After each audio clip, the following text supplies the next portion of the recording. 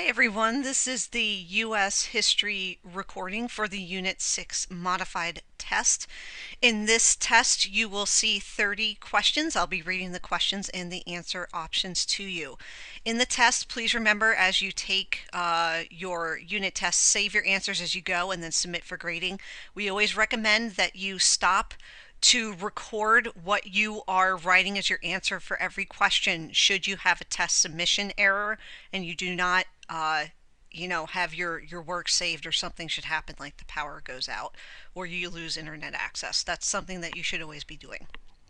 All right, let's get started with your test here. Number 1 says, what was the chief goal of the Compromise of 1850? Was it to preserve the Union, to improve the economy in both North and the South, or to preserve the balance between slave states and free states?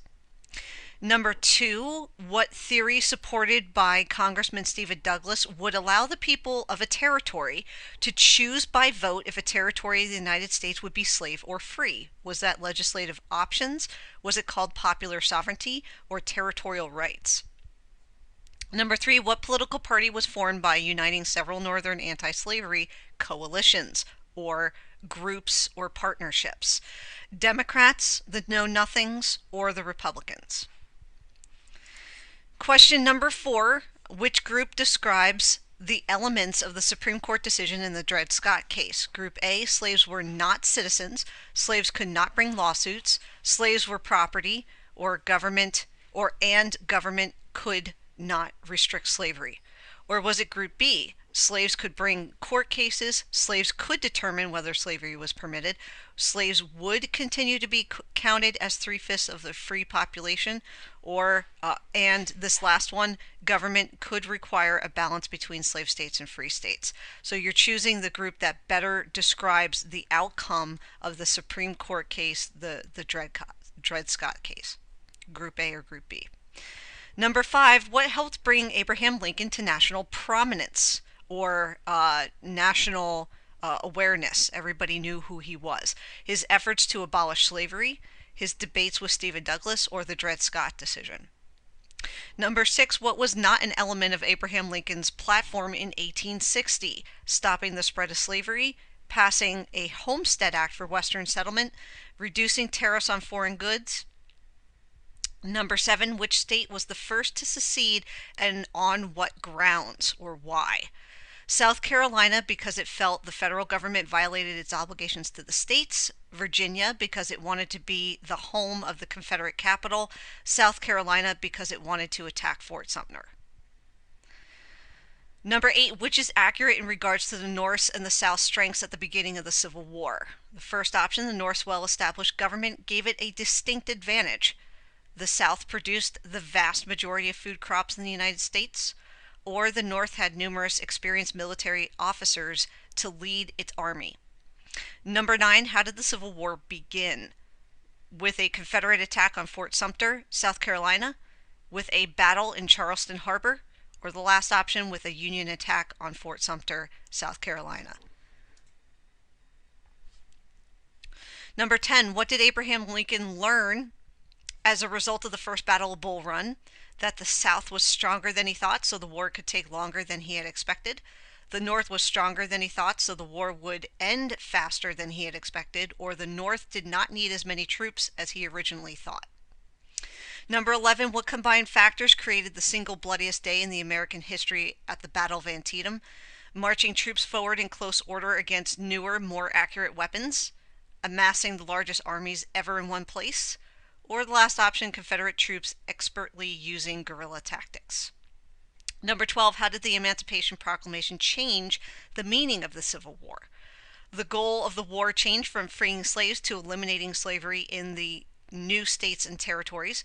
The Emancipation Proclamation freed Southern troops from their military commitments so they could return home, or the goal of the war changed from saving the Union to saving the Union and eliminating slavery. Number 13, what was Ulysses Grant's goal at Vicksburg?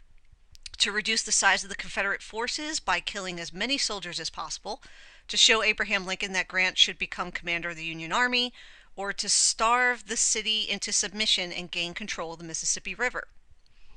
Why did Robert E. Lee decide to engage Northern forces at Gettysburg? He thought it would give some of the southern cities time to recover. He planned to recruit reinforcements in the border states along the way, or he felt only bold action could save the southern cause. Number 15, which best described Lincoln's message in this section of the Gettysburg Address? And this is the quote from the address: that this nation shall have a new birth of freedom, and that government of the people, by the people, for the people, shall not perish from the earth.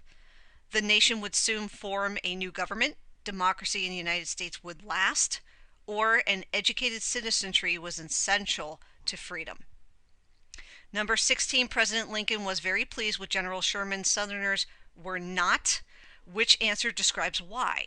Sherman gained a needed victory in Atlanta and marched from there to the sea, destroying everything in his path. Sherman secured Atlanta and most of Georgia with a style of diplomacy that was unpopular with Southerners. Sherman's victory in Atlanta was achieved with very little loss of life, but he destroyed many homes. Number 17, which of the following is not true of the surrender that ended the Civil War in April of 1865? Which one was not true? General Lee surrenders to General Grant. All Confederate soldiers were allowed to return home. Abraham Lincoln accepted and signed the surrender documents. Number 18, which group identifies reasons that the Civil War is considered the first modern war? Group A, special rations, military blockades, unusual diseases, and civilized approach? Or is it Group B, new technologies, advanced weaponry, air reconnaissance, and total warfare? Group A or Group B? Number 19, what were Clara Barton and Dorothea Dix known for during the Civil War? Working as nurses and leaders, serving in Lincoln's cabinet, or working as Confederate spies? What did women gain during the Civil War? Was it the right to vote, access to some occupations, or large military pensions? Moving on to number 21, you're going to use the graph to answer the following question. Which statement best describes the loss of life during the Civil War? Was it that there were more Civil War deaths than all other wars combined from 1775 to 1991? There were more Confederate deaths than Union deaths during the Civil War? Or that there were nearly as many Civil War deaths as in all other wars combined from 1775 to 1791?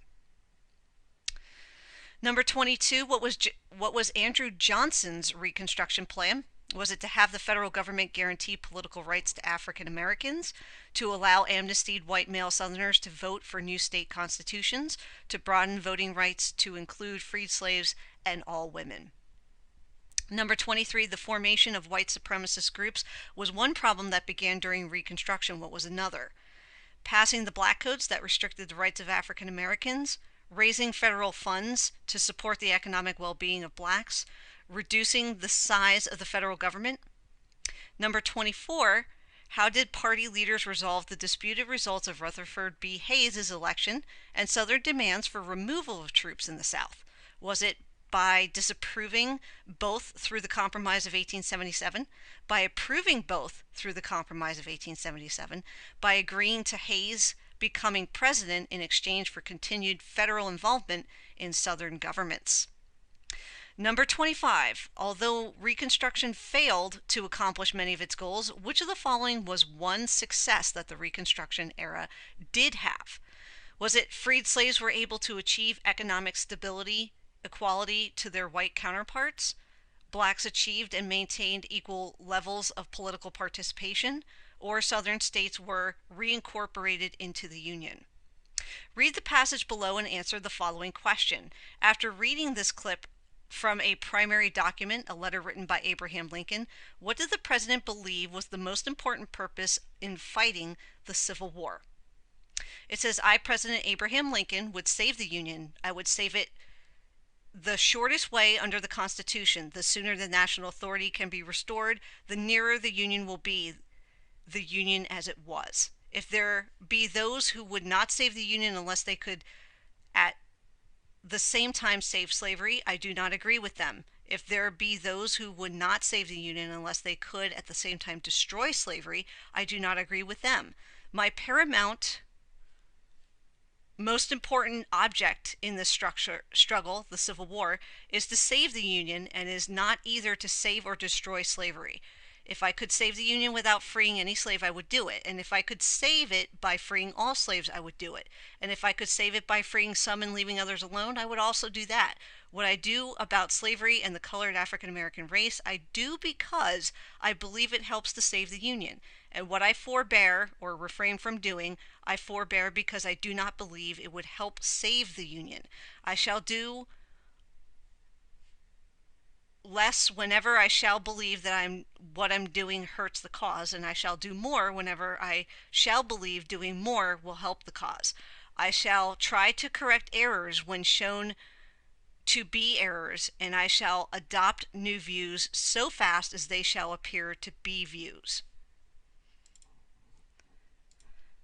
On to question 27. Southern states begin to leave the Union not long after this event.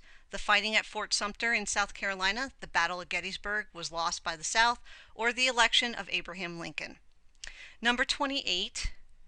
Which option below describes the impact of the 13th, 14th, 15th Amendment on the United States after Reconstruction?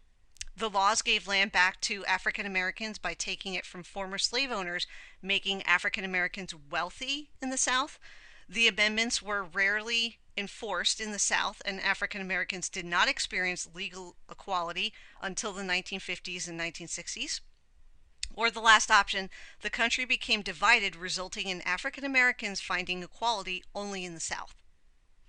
Number 29, use the maps below. Explain how the lives of African Americans changed between 1860 and 1880.